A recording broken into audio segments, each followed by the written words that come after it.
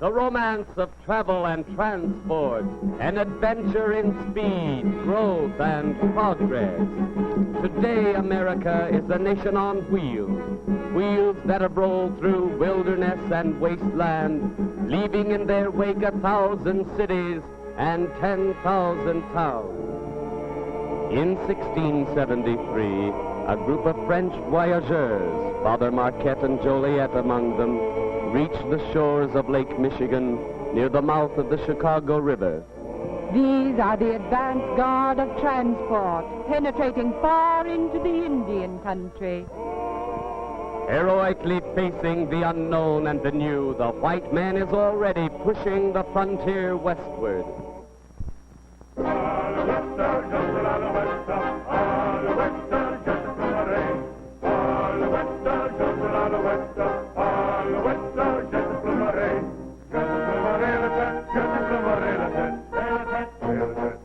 There is a wilderness to be conquered. The Indian knows that wilderness well. The intricacy of its trails and its waterways are part of his lore and his education. The canoe, the pirogue, the horse, the crude travois, all these are part of his understanding. Within the next century and a half, America as a nation is born. Towns and cities flourish along the eastern seaboard. Brave pioneers press farther into the wilderness. Indian trails become pathways. Pathways, roadways. Among the most important of the early turnpikes was the National Road, often called the Cumberland Road. Surveyed by George Washington in his young manhood, the road was not begun until Thomas Jefferson's administration. The National Road reached straight from the Potomac to Vandalia, the early capital of Illinois. It was the first real inland transportation. Before this, America had been a land without wheels, a vast territory in which no vehicle could roll. An army of wagons and travelers of all descriptions begin to move westward. Gay coaches of 4 and 6 horses, mail coaches, peddlers, soldiers, showmen, beggars, all picturesque pilgrims on the nation's great highway. The National Road did its share in bringing about the splendid era of national growth, which was spreading over the country. Yes, the National Road was built by the people and for the people, and became a highway for the products and commerce of eastern states. It was one of the great strands which bound the nation together in the early days. Long before the stagecoach and turnpike had ceased to be important factors in national travel, a new and radically different method of transportation appeared. The era of the National Road is succeeded by that of the railway. The use of steam as a propulsive power in transport is at hand. A brave beginning, English-born, Rocket is his name.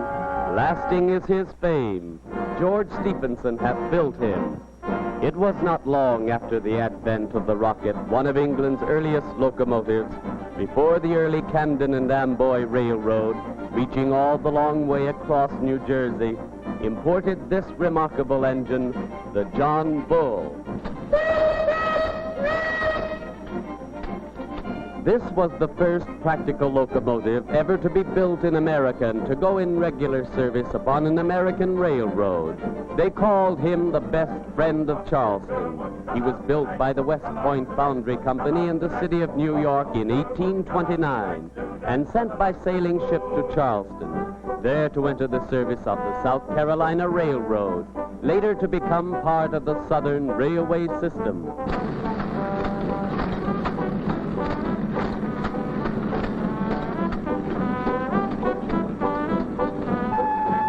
This DeWitt Clinton also was built at the West Point Foundry for the Mohawk and Hudson Railroad. the pioneer unit of the later New York Central system. These curious coaches were made by a Mr. Gould, master stagecoach builder of the old city of Albany.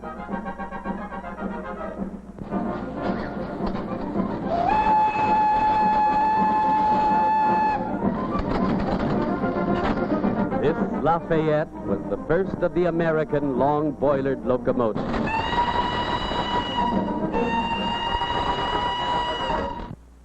The year is 1829. This time we are on the tracks of the very early Baltimore and Ohio Railroad. This elderly gentleman, who is now alighting from his carriage, is Charles Carroll, who is prominent in the development of early rail transportation. Mr. Carroll said when he turned the soil for the laying of the first stone of this railroad, "I consider this among the most important acts of my life, second only to my signing of the Declaration of Independence." Here comes a quaint little engine called the Tom Thumb. And with it is Peter Cooper, the inventor of the Tom Thumb. Mr. Cooper has made this small engine out of odds and ends. Rifle barrels make good flues for his boiler. It is an odd contrivance, but it works. Mr. Stokes wagers his horse-drawn coach can go faster than the Tom Thumb. The race is on.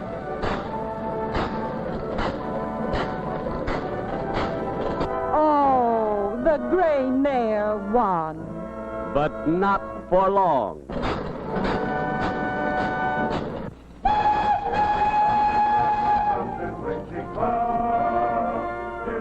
This, the Atlantic, built in 1832, was the last of the upright boilered engines. He went to work at once on the Baltimore and Ohio and was the first engine ever to enter the city of Washington. Oh, we'll all go out to meet her when she comes. We will kill the old red rooster, we will kill the old red rooster, and we'll all have chicken and dumplings when she comes.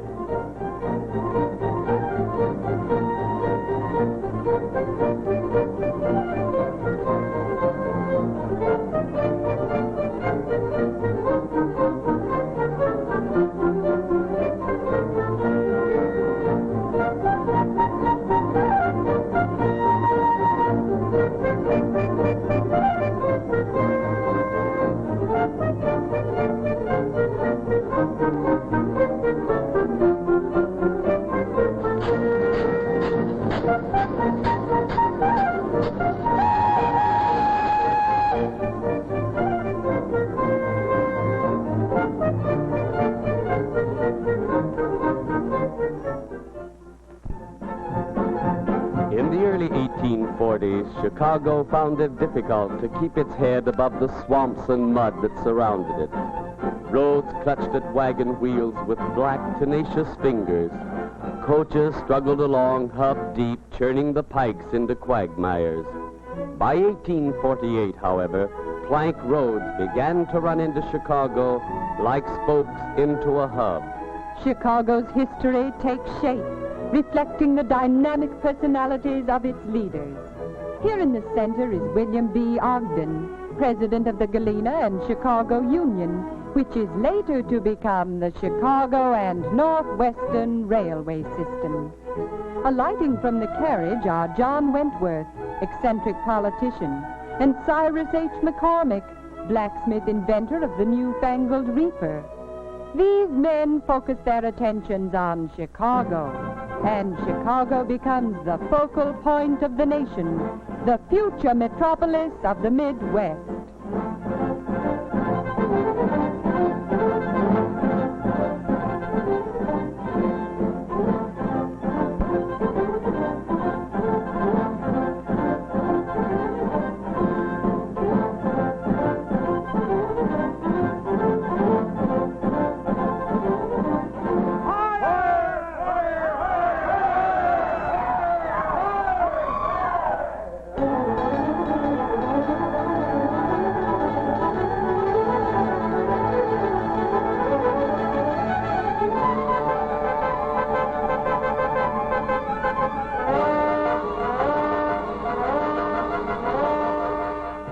The eager citizens strive madly to save their town from flames. Why, it's not a fire at all. The smoke these people see is from the Baldwin-built locomotive, the pioneer of the Galena and Chicago Union Railroad, as it's primed for its second trip. The wheels of the nation are beginning to whirl. The Pioneer, a second-hand engine, on November 20th, 1848, ran 10 miles out to the Des Plaines River and hauled in a load of wheat. Chicago, as a railroad center, is born.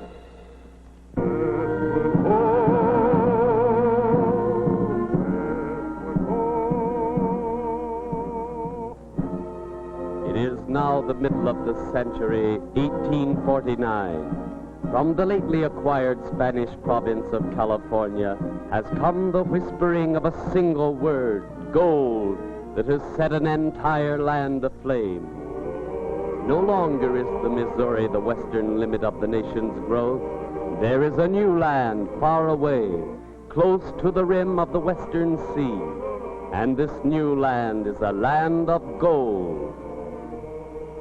The westward trek has now begun. A slender rivulet of folk, headed straight for the setting sun, a steady torrent has become. Men, horses, wagons, coaches, in serried ranks press westward ho!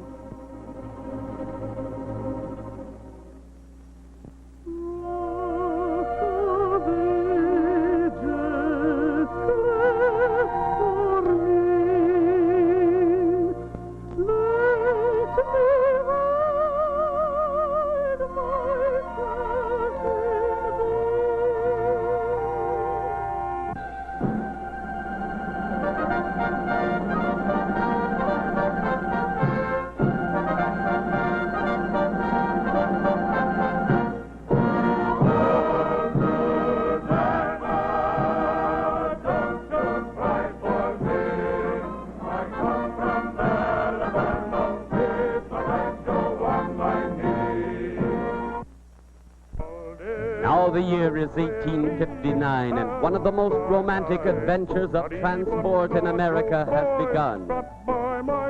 Here is a Wells Fargo coach. Hundreds of these coaches traverse thousands of miles of open plain and rugged mountain country, carrying at times more than $2 million in gold in a single coach. Oh, see these horsemen. Yes, this is the Pony Express. Night and day and night, ceaseless, tireless are these couriers. Through wind and rain and blazing sun and bitter cold. 10 miles to a horse, 60 miles to a rider. 10 days, St. Joe to Sacramento. The Wells Fargo coach with its passengers and gold starts another lap of its journey. Not always does the gold get through. The ready gun and the fastest horses are the law of the overland trail.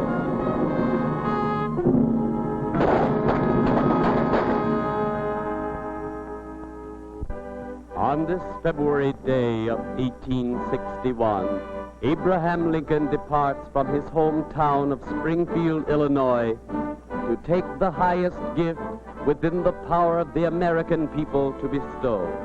It is an hour of great danger. My friends, no one, not in my situation, can appreciate my feeling of sadness at this parting. To this place and to the kindness of these people, I owe everything. Here I have lived a quarter of a century and have passed from a young man to an old man. Here my children have been born, and one is buried. I now leave, not knowing when or whether ever I may return, with a task before me greater than that which rested upon Washington. Without the assistance of that divine being who ever attended him, I cannot succeed. With that assistance, I cannot fail, trusting in him who can go with me and remain with you and be everywhere for good.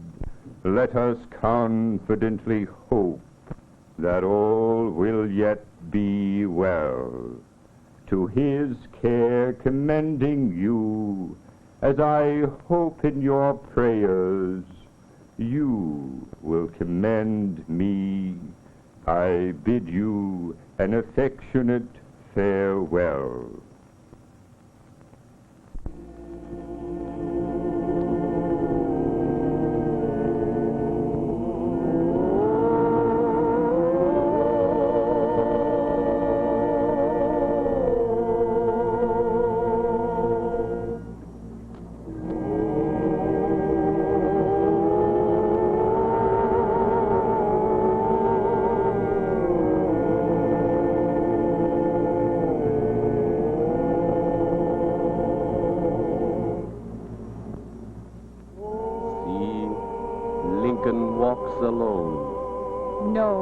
Alone. Faith leads, and courage is his companion.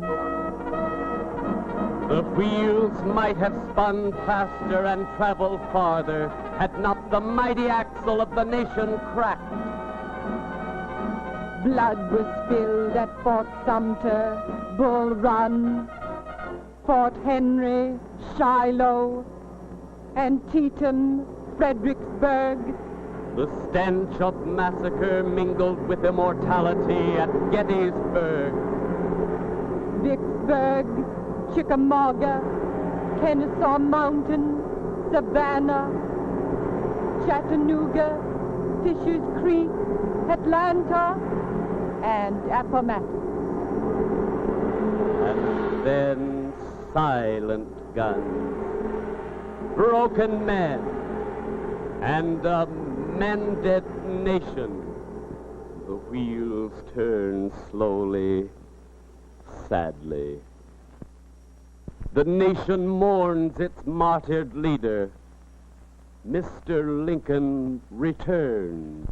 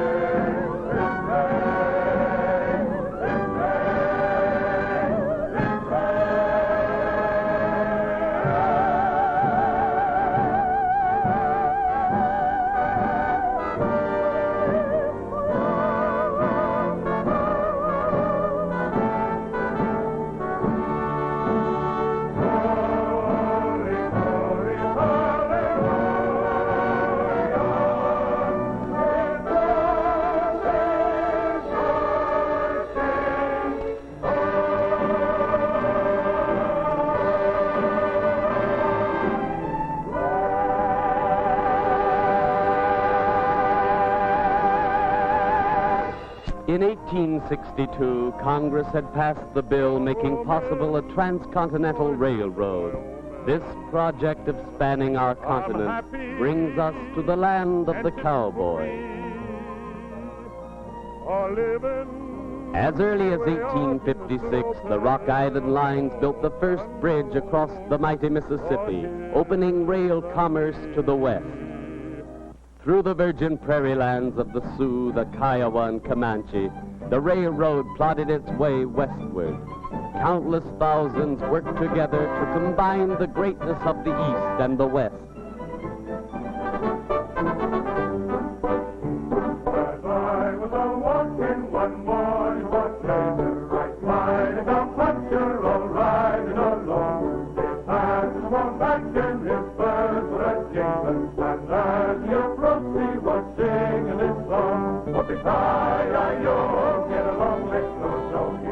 know that Wyoming will be a new home. Rolling the hills of Wyoming, I'm happy, contented, and free. A little way out in the open, and along the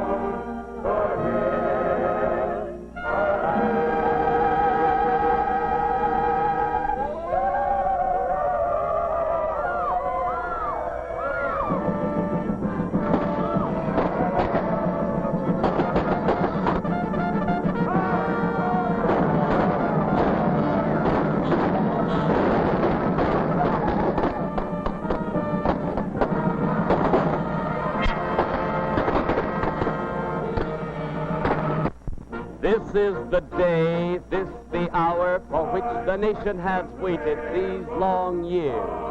May the 10th, 1869 at Promontory Point on the rim of the Great Salt Lake. The war is past. Peace is erecting her own victories.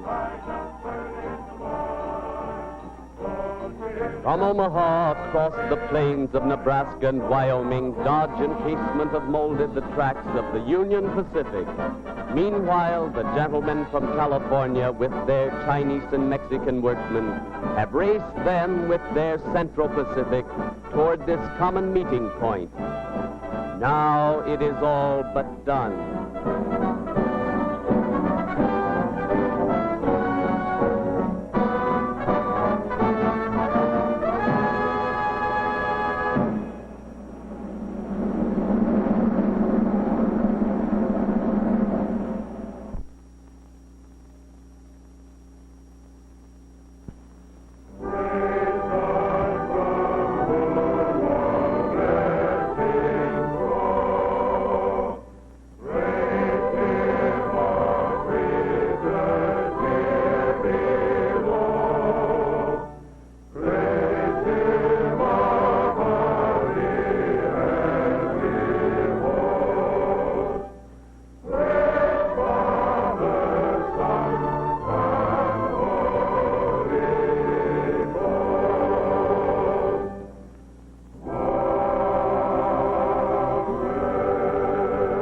Governor Trittle of Nevada gives Governor Leland Stanford of California the silver mallet with which he will drive the final spike made of Nevada gold that completes the rail link across the continent.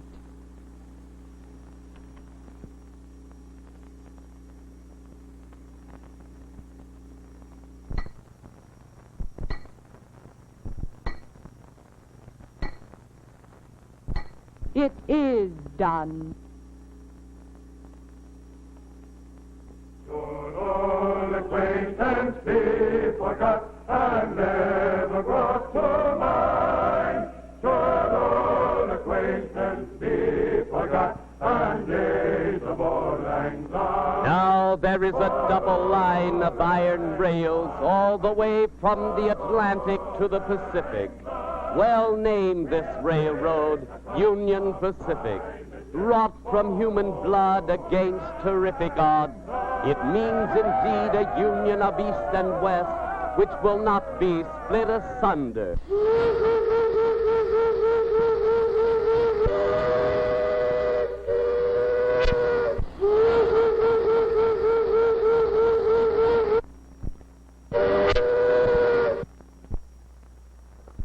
The Denver and Rio Grande is pushing its rails through the Rockies, while from eastern Kansas, the Santa Fe is stretching its ribbons of steel south and west, beyond the Mesa Verde to the shadow of the Sangre de Cristo Mountains.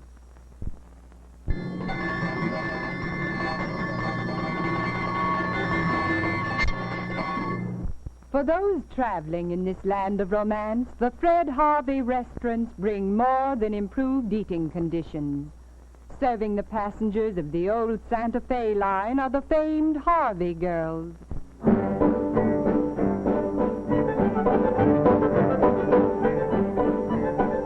It is the heyday of the American farm. As the century draws to a close, the railroads of the Midwest become aware of the potentialities of the fertile lands they've been granted. Among those embarking on campaigns to attract the immigrants from Northwest Europe are the Milwaukee Road and the Burlington Line. These European immigrants came to furrow the plains of the upper Mississippi Valley, to till the lowlands that border the Red River into a bloom of prosperity. From the farms and villages of their rugged Northland, they have brought the colorful ways of their people. The American farmers welcome the newcomers, who are gradually absorbed into the life of the community, the life of a growing America. The old European traditions yield to the young and vigorous spirit of this new environment.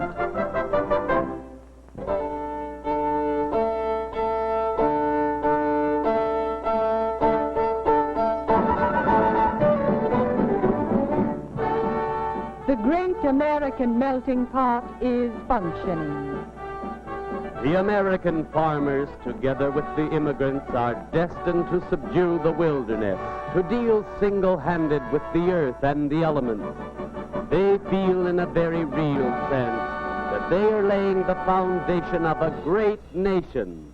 The scene now moves to the Midwestern Northland, handsome in their vastness, impressive in their strength.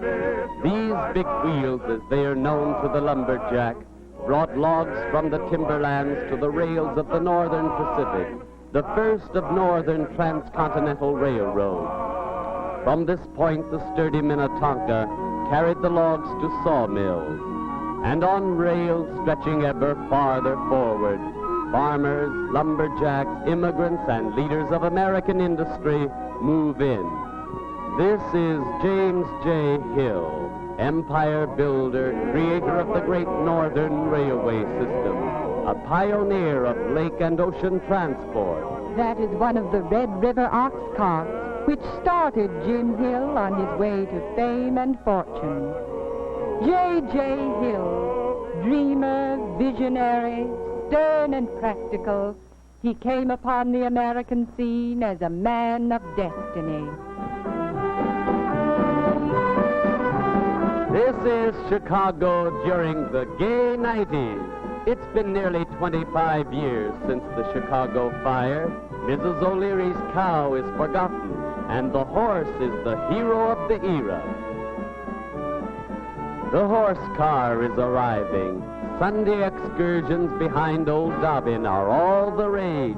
And there is the cable car. These people are also staying to see the fashion show later.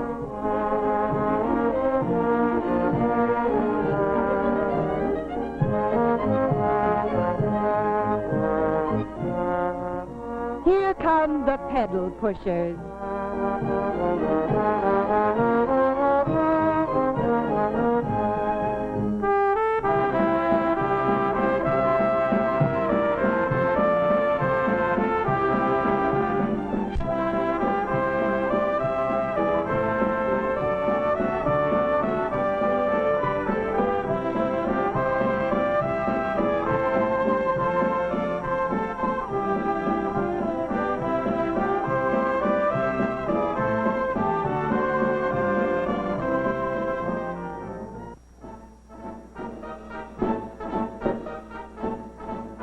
The style show is about to begin.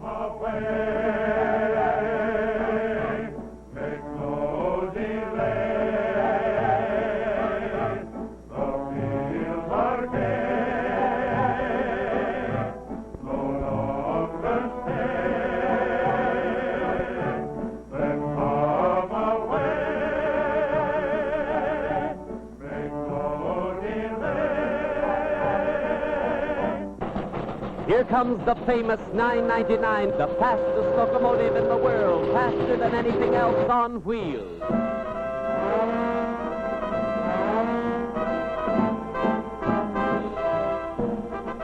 It is now the 20th century. These Chicagoans have arrived by horse-drawn tally-ho to take their first ride in a horseless carriage. The years have passed to the rhythm of chugging motors as American inventive genius is concentrated upon the automobile.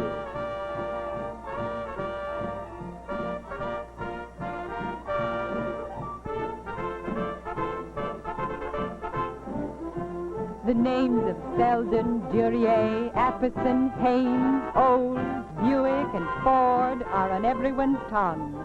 Everyone's, that is, except poor, gentle Dobbin, who still prefers sugar. Gas, electricity, and steam are competing for supremacy as the propulsive power in the early automobile. From these small beginnings, a new and giant industry, indicative of a great nation's commercial progress, is being born. Even in this day of the horseless carriage, old Dobbin finds a job to do.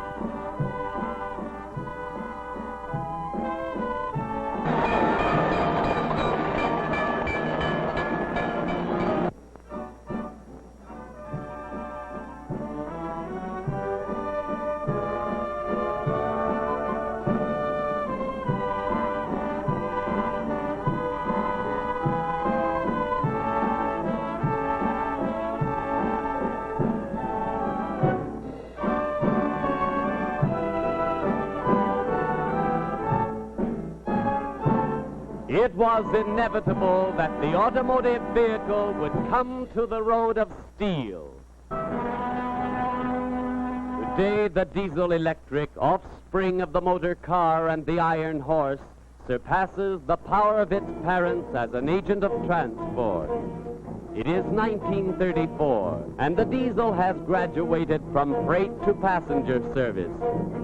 Nowhere today, from ocean to ocean, nowhere is there a frontier. Nowhere today are there vast stretches of wasteland or wilderness.